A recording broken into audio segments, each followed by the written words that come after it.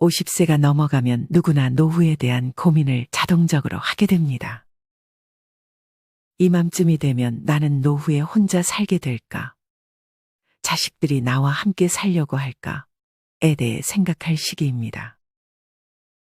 말로는 자식들에게 기대 살지 않을 것이라고 하지만 정작 몸이 아프면 자식들에게 기대게 되려는 것 또한 자연스러운 마음입니다. 하지만 자신으로 인해 자녀가 불행해질까봐 일부러 혼자 살거나 요양원으로 들어가려고 마음먹은 부모님들도 많이 계실 것입니다. 자식이 어떤 선택을 하든 우리 부모님들은 대개 자식들을 미워하지 않습니다. 아무리 자식들이 모질게 굴어도 그보다는 자식들을 이해하고 걱정해 주려 하는 것이 부모 마음입니다. 다음은 아들 부부와 같이 살고 있는 아버지의 사연 하나를 들려드리겠습니다. 아버지는 아들에게 말했다. 얘야, 너 3만 원만 주고 가거라. 아들은 대답했다. 없어요. 80살이 넘은 아버지가 회사에 출근하는 아들에게 사정을 했건만 아들은 박정하게 거절하였다. 늙은 아버지는 이웃 노인들과 어울리다 얻어만 먹어온 소주를 한 번이라도 갚아주고 싶었다. 설거지를 하다 부자간의 대화와 시아버지의 그늘진 얼굴을 훔쳐본 며느리는 한참 무엇을 생각하더니 밖으로 달려나갔다. 한참 만에 버스를 막 타려는 남편을 불러세워 숨찬 소리로 손을 내밀었다. 여보, 돈 좀 주고 가요. 뭐하게? 애들 옷도 사 입히고 여고 동창생 계모임도 있어요. 안주머니에서 5만 원 가량을 꺼내 헤아리며 담배값이, 차값이 어쩌니 하는 것을 몽땅 빼앗아 차비만 주고 집으로 돌아왔다. 그리고는 아파트 양지 바른 벽에 기대 하늘만 바라보는 시아버지께 돈을 내밀었다. 아버님, 이 돈으로 드시고 싶은 소주도 잡수시고 친구들과 대공원에도 가고 하고 싶은 대로 하세요. 연신 눈물이 쏟아지려는 시아버지는 며느리가 고마워서 말을 잊은 채 어떻게 할지 모르는 표정이었다. 그날 저녁에 남편이 퇴근하고 돌아왔다. 그리고는 왜 애들 얼굴에 꾸중물이 찌찌하게 이렇게 더럽느냐고 말했다. 그 이튿날도 또 그 다음 날도 애들 꼴이 더러워져 가고 있었다. 새까만 손등이며 며칠 전까지만 해도 반들해하던 애들이 거지꼴로 변해갔다. 남편은 화를 벌컥 내어 고함을 쳤다. 여편네가 하루 종일 뭐하길래 애들 꼴을 저렇게 만들어 놓았어. 남편의 화난 소리를 듣고 있던 아내도 화를 내어 남편에게 소리를 질렀다. 저 애들을 곱게 키워봐야 당신이 아버지께 냉정히 돈 3만 원을 거절했듯이 우리가 늙어서 3만 원 달래도 안 줄 거 아니에요. 당신은 뭐 때문에 애들을 깨끗이 키우려고 해요. 아내에게 기가 질려버린 남편은 고개를 들지 못하고 늙은 아버지의 방문을 열었다. 늙은 아버지는 아들의 무정함을 잊은 채 어서 방으로 들어오라고 했다. 늙은 아버지는 회사 일이 고되지 않느냐, 환절기가 되었으니 감기에 조심해야 한다고 어린애처럼 타이르고 있는 것이다. 아버지의 덧없는 사랑에 아들은 그만 엎드려 엉엉 울고 말았다. 독일의 속담에도 한 아버지는 10아들을 키울 수 있으나 10아들은 한 아버지를 봉양키 어렵다는 말이 있다. 자식이 배부르고 따뜻한가를 늘 부모는 묻지만 부모의 배고프고 추운 것은 자식들은 마음에 두지 않는다. 자식들의 효성이 아무리 지극해도 부모의 사랑에는 미치지 못한다. 우리는 부모가 짐이 되고 효가 귀찮게만 생각되는 세상에 살고 있다. 그러나 효는 옛부터 가족을 사랑으로 묶는 밧줄과 같은 것이다. 효의 씨앗을 심고 가꾸는 일은 부모가 자식에게 효를 내리 실천해 모범을 보이는 일이 꼭 필요하다. 이 사연을 듣고 어떤 생각이 드시나요? 아버지는 자식이 자신을 모시고 산다는 것에 미안함을 많이 가지고 있었을 것입니다. 그래서 아무리 자식이 모질게 대해도 자식에 대한 미안함과 걱정으로 원망보다는 안쓰러운 마음이 더 크셨을 것입니다. 그 마음을 진작 알아차린 며느리의 행동 또한 감동적이었습니다. 이렇게 자식은 부모의 마음을 헤아리고 부모는 자식의 마음을 헤아린다면 사실 같이 산다고 해도 행복하게 잘 살 수 있을 것입니다. 만약 서로의 마음을 헤아려주고 이해해주지 못한 채 같이 살기만 한다면 부모와 자식 부부는 서로에게 불평불만만 쌓여갈 것입니다. 여기서는 소통이 정말 중요한 것 같습니다. 서로 지금 내가 어머니라면, 지금 내가 자식이라면, 지금 내가 며느리라면 어떤 감정일까에 대해서 생각하는 것입니다. 자식은 부모의 입장이 되어 참 자식들 부부 눈치 보느라 우리 부모님 힘드시겠다. 부모는 자식의 입장이 되어 몸도 안 좋은 나를 돌보는 것이 얼마나 힘들까 라고 서로가 이해해 주는 것입니다. 사실 특히나 부모를 모시고 살 때 대개 며느리들이 많이 반대를 할 것입니다. 며느리의 입장도 충분히 이해가 갑니다. 하지만 시어머니가 정말 며느리를 딸처럼 아껴준다면 며느리도 자기 어머니처럼 모시려고 할 수도 있습니다. 다음은 며느리와 시어머니의 감동적인 사연을 소개해 드리겠습니다. 신랑이 늦둥이라 저와 나이차가 50년 넘게 나시는 어머님.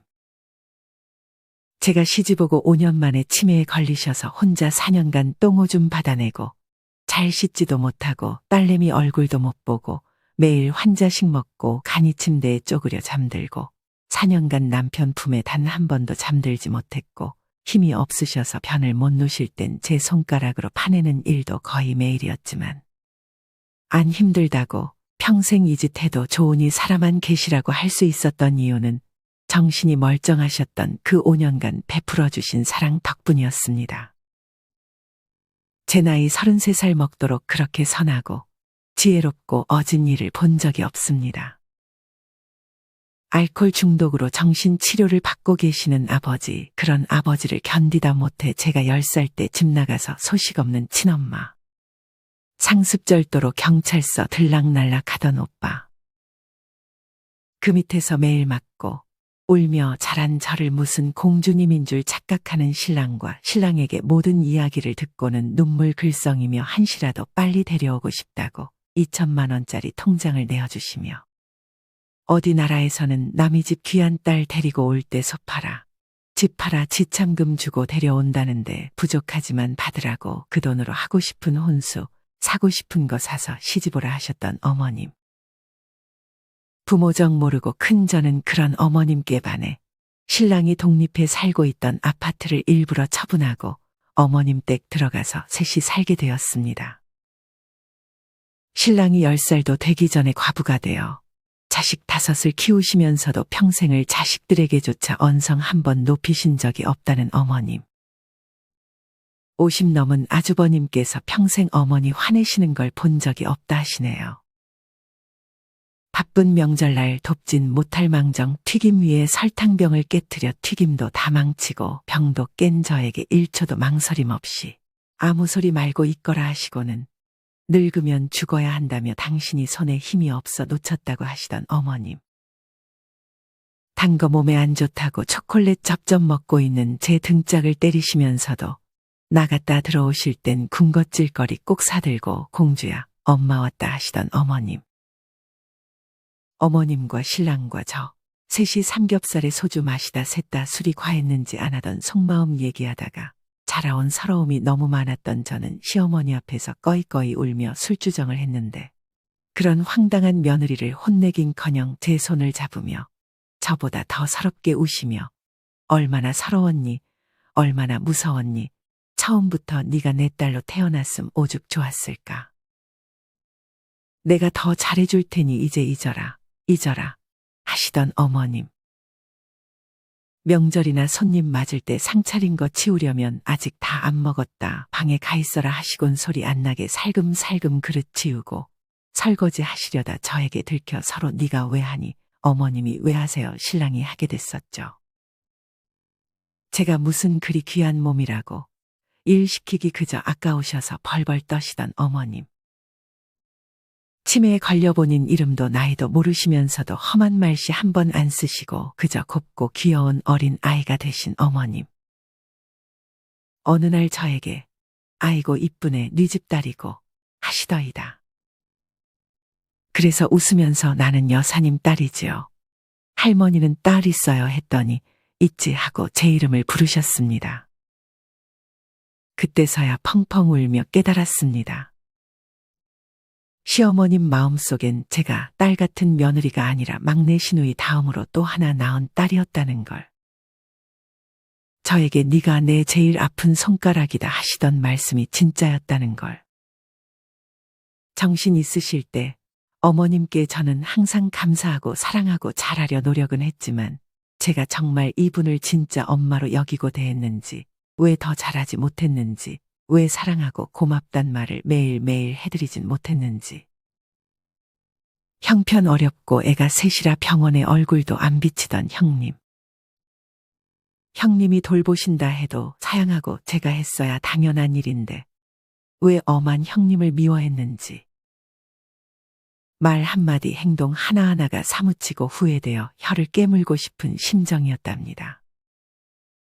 밤 11시쯤 소변 보셨나 확인하려고 이불 속에 손 넣는데 갑자기 제 손에 10,000원짜리 한 장을 쥐어주시더군요. 이게 뭐예요? 했더니 소근소근 귓속말로 아침에 옆에 할매 가고 침대 밑에 있더라. 아무도 몰래 네 맛있는 거 사무거래이. 하시는데 생각해보니 점심때쯤 큰아주버님도 왔다 가셨고 첫째, 둘째, 신우도 다녀갔고 남편도 퇴근해서 할머니 잘 있으셨어요. 인사하고 집에 들어갔는데 아침 7시에 퇴원한 할머니가 떨어뜨린 돈을 주우시곤 당신 자식들에겐 안 주시고 갖고 계시다가 저에게 주신 거였어요. 그리곤 그날 새벽 화장실 다녀왔다 느낌이 이상해 어머님 코에 손을 대보니 돌아가셨더군요. 장례 치르는 동안 제일 바쁘게 움직여야 할 제가 울다 졸도를 3번 하고 누워있느라 어머님 가시는 길에도 게으름을 피웠네요. 어머님을 닮아 시집살이가 뭔지 구경도 안 시킨 시아주버님과 시누이 셋 그리고 남편과 저. 서로 부둥켜 안고 서로 위로하며 어머님 안 슬퍼하시게 우리 우애 좋게 잘 살자 약속하며 그렇게 어머님 보내드렸어요. 오늘이 꼭 시어머님 가신 지 150일째입니다. 어머님께서 매일 저 좋아하는 초콜릿, 사탕을 사들고 오시던 까만 비닐봉지. 주변에 널리고 널린 까만 비닐봉지만 보면 눈물이 납니다. 어머님이 주신 꼬깃꼬깃한 10,000원짜리를 베개 밑에 넣어두고 매일 어머님 꿈에 나오시면 사랑한다고 감사하다고 말해드리려 준비하며 잠듭니다. 다시 태어나면 처음부터 어머님 딸로 태어나길 바라는 건 너무 큰 욕심이겠죠. 부디 저희 어머님 좋은 곳으로 가시길. 다음 생에는 평생 고생 안 하고 평생 남편 사랑 듬뿍 받으며 살으시길 기도해 주세요. 정말 감동적인 사연입니다. 하지만 며느리가 이 사연처럼 시어머니를 대하기를 기대해서는 안 됩니다. 며느리는 아들 때문에 도리를 하는 것이기 때문에 시어머니를 모시지 않는다 해서 서운해하는 것도 좋지 않습니다. 엄밀히 말하면 며느리는 피가 섞이지 않은 남의 자식입니다. 남의 자식에게 효도를 바라는 것은 욕심입니다. 며느리가 시어머니를 모시면 더없이 기쁜 일이고 정말 감사해야 할 일인 것입니다. 이렇게 며느리에게 직접적으로 기대하기보다는 그냥 내가 잘해주는 것이 좋습니다. 잘해줘도 며느리가 반응이 없다 해도 그래도 내 자식의 아내이고 나도 한때 며느리였던 때가 있었으니 그때를 생각하며 그냥 잘해주는 것입니다. 그것이 지속되면 며느리도 어머니의 마음을 알아줄 것입니다. 사실 이렇게 부모님을 모시는 것은 아들이 아니라 며느리가 그 역할을 거의 다 하게 됩니다. 며느리도 나이가 먹어가면서 몸이 점점 아파올 텐데 모시는 기간이 길어지면 당연히 힘들고 지칠 것입니다. 그러니 부모님들은 그런 며느리의 마음을 헤아려 주는 것이 좋습니다. 예전에는 부모님은 평생 자식을 위해 생을 사셨으니 노후에는 자식이 부모님께 정성을 다하는 마음으로 모셔야 하고 남은 인생을 자식에게 대우받고 살다 가는 게 맞다는 인식이 거의 대부분이었습니다. 부모님은 자식이 성장하고 가정을 일구고 살 때까지 아낌없이 주는 나무와 같고 평생 편안한 그늘이 되어준 존재입니다. 마지막 남은 얼마의 시간이라도 부모님께 할 수 있는 정성은 해야 한다고 생각하는 분들이 많았고 늘 성의껏 부모를 모시는 게 자식의 도리라고 생각했었습니다. 하지만 지금은 시대가 바뀌어 이런 생각이 당연하다고 말할 수 없습니다. 어떻게 하든 정답은 없지만 그래도 자식들은 부모님들께 그동안 받은 것들을 고마워해야 합니다. 아무리 자식을 낳은 것은 부모의 선택이기 때문에 자식은 부모를 부양할 의무가 없다고 한들 그래도 그간 받은 부모의 사랑을 생각한다면 부모님의 남은 노후 모시며 사는 것이 아니더라도 내가 할 수 있는 것만큼 부모님을 생각하고 연락하고 자주 찾아뵙고 하는 것이 좋은 방향이라고 생각합니다. 대부분 일에 치여 살다 부모님이 돌아가시면 그제서야 후회를 하게 되는 경우도 많이 있습니다. 또한 부모님이 아프셨을 때 바로 요양원에 보내려고 하지 마시고 몇 개월만이라도 집에서 모셔보면서 그 이후에 계속 같이 모시던 요양원에 보내시던지 결정하는 것도 좋습니다. 요즘은 부모님이 아프거나 치매가 오면 바로 요양원으로 보내려고 하시는 분들이 많습니다. 그리고 요양원에서 부모님을 잃으신 자녀들이 후회하는 경우도 많이 있습니다. 우리가 눈 감기 전 제일 생각나는 것은 살아생전 우리가 하지 못했던 것에 대한 후회입니다. 만약 내가 부모님을 모셔보지도 않고 이런저런 핑계를 대가며 바로 부모님을 요양원에 보냈다면 나중에 후회를 하게 될 가능성이 높습니다.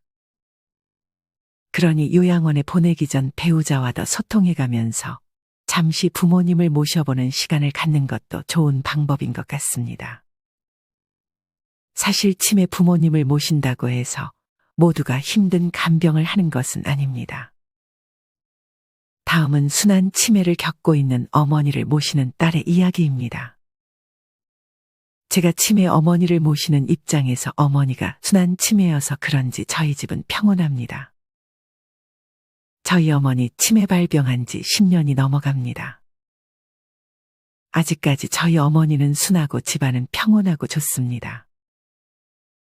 제가 볼 때 하지 말라고 얘기할 필요도 없고 치매 환자가 폭력적이고 도저히 감당이 안 되면 그땐 어쩔 수 없지만 그게 아니라면 잘 모시면서 즐겁게 생활하면 될 것 같습니다.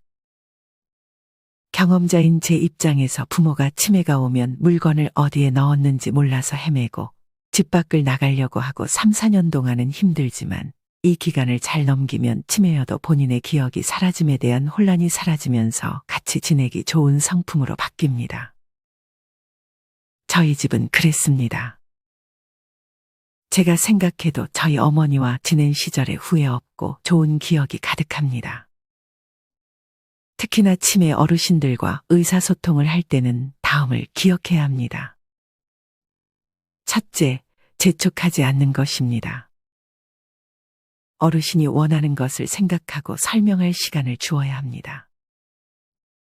둘째, 듣고 있다는 것을 알려주는 것입니다.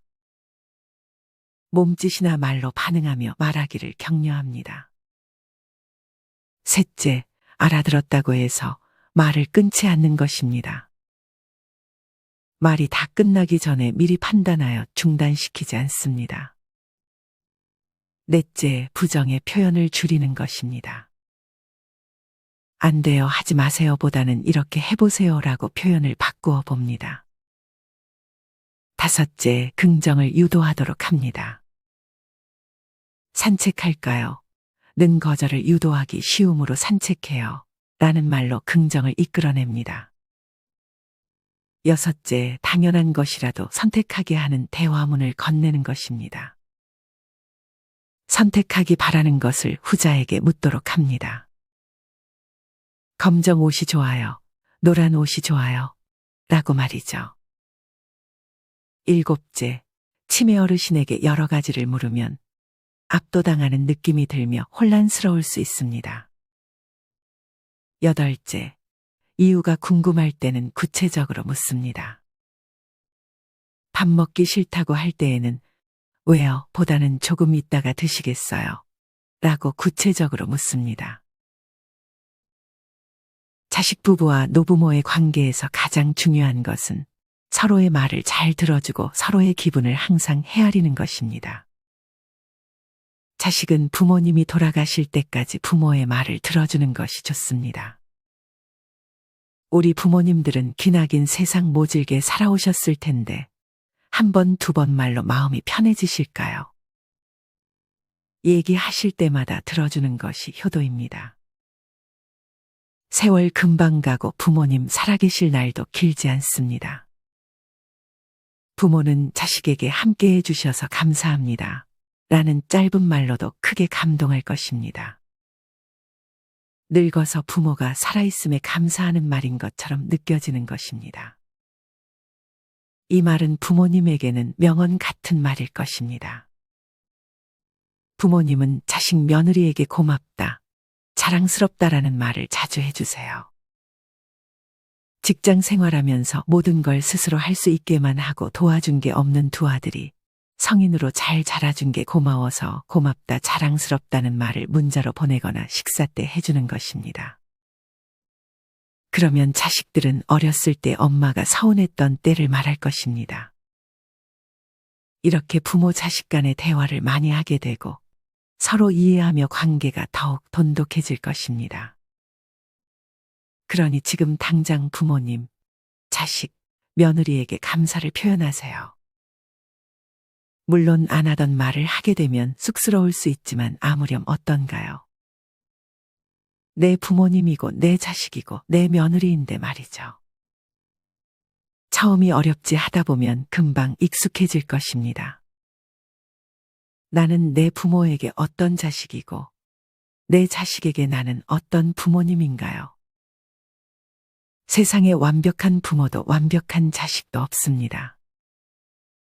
하지만 내가 할 수 있는 선 안에서 표현하고 노력하면 상대방은 그것을 다 느끼게 되어 있습니다. 마지막으로 제가 정말 좋아하는 김세실 시인의 엄마라는 제목의 시를 소개해드리며 영상을 마무리하겠습니다. 엄마. 듣기만 해도 정겨운 이름입니다. 엄마는 자식에게 조건 없는 사랑을, 식지 않는 사랑을, 마르지 않는 사랑을 줍니다. 엄마는 나의 온 세상입니다. 빛입니다. 햇살입니다. 고향입니다. 그러나 난 엄마를 위해 내어준 게 없습니다. 때때로 엄마 눈에 깊은 눈물 고이게 하고 엄마 언제나 불러도 샘솟는 샘물입니다. 맑은 옹달샘입니다. 엄마는 내 잘못 다 용서해 주시고 안아주십니다. 엄마의 그 뜨거운 사랑으로 온 세상의 불씨는 환하게 녹아내립니다. 엄마, 아름다운 별이 있는 밤, 엄마 품에 폭 안기어 잠들고 싶어요. 엄마, 엄마, 부를수록 충만하고 가슴 저린 이름입니다. 이상으로 오늘의 영상을 마치겠습니다. 부모와 자식 간의 사랑이 넘치는 노후, 행복한 노후를 보내시기를 인생지혜가 진심으로 응원합니다. 다음에 더 좋은 영상으로 찾아뵙겠습니다. 감사합니다.